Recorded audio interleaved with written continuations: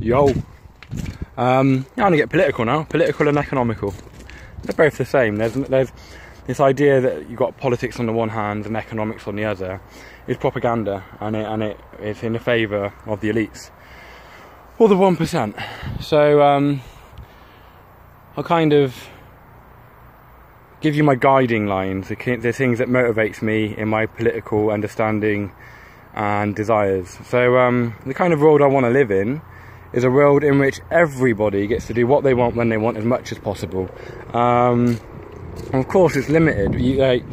There's going to be give and takes, but in the current system you've got a small group of people who can do a crazy amount of stuff. They can spend, they've got so much capacity to do what they want when they want that they just simply cannot use it, and so they store it. I mean, essentially money is a kind of measurement of that capacity.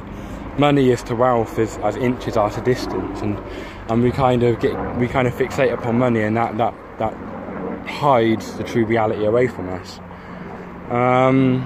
So that's. I mean, I'd say I'm a socialist, and I believe that socialism is a system in which everybody's taken care of and considered for, and the current kind of model is called capitalism. So to really understand socialism, you've got to understand capitalism, and capitalism is basically a set of property relations or laws which govern what property is. And so capitalism is a social system which enables private property.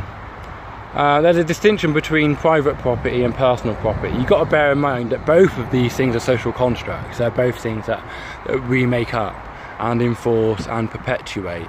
So private property, it says that you can do what you want with your property. If you own it, you can rent it out, you can hire people, you can let people use it for a fee. And then personal property is a kind of idea of Marx. I think it's Marx anyway who first came up with it. I'm not sure, but it doesn't really matter who first came up with an idea. But personal property is a kind of conception of property which would only allow people to use their own property for their own use, or in ways that didn't exploit people. So say I own a house, and under private property relations, because I own that house, I can rent it out, which means I've bought that house. I pay, say, just for the sake of argument, I know houses don't cost this much, say it cost £100. I bought it for £100 and I rent it out at, say, £50 a week. After 4 weeks I've made £200 back. That's £100 more than I put in. Where does that £100 come from? You know, it comes from the labour of the person who's now living in that house who's renting it from me. And they'll perpetually pay me £50 a week. So for a down payment of £100, I can theoretically get an infinite return. I basically own, in all but name, someone else and the product of their labour, the money they earn. And that shouldn't be allowed. It just shouldn't be allowed.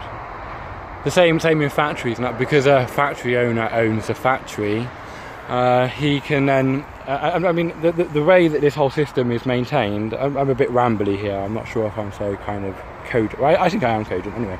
The way that the property owning class does this is that the property owning class as a whole owns all the means for survival, everything that we need to live a life. And because they own that, they say to the people that don't own it, look, you can either come and work for us, and if you work for us, we will give you some money, or we'll give you a limited access to the necessaries for life. And say it's like this field here. If I own this field, I can get people to work the field, you know, plant seeds, harvest crops, and then but everything that they produce at the end, like all the sheaves of wheat, that would be mine. And in return for them doing all of that work, I would give them, say, a quarter of what they produced, or enough money to buy a quarter of what they produce, and I would have 3/4 of it for myself. It's a bit rambly, but it'll get onto it. Anyway, goodbye.